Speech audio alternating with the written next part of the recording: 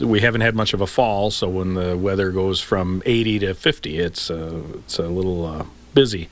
And by busy, Scott Hash means the phones have been ringing off the hook. Over the last week and a half, we've fielded several hundred phone calls. So. He's a service technician for Shark Heating and Cooling. He says the phone calls are for all sorts of things, most of them predictable as the cold weather moves into town.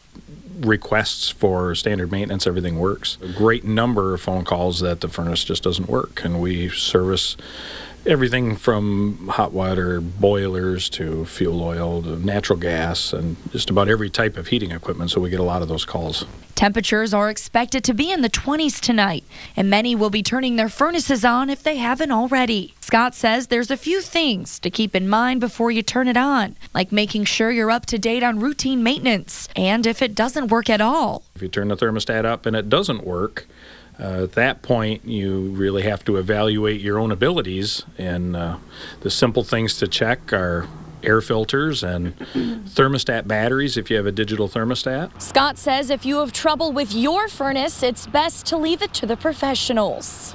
I would never recommend that anyone that doesn't have any type of training in the field of heating equipment not to tamper with your furnace. And you could create a dangerous situation pretty rapidly if you get your fingers into some place where they probably shouldn't be. Reporting in Saginaw, Kate Nadolski, WNEM TV5.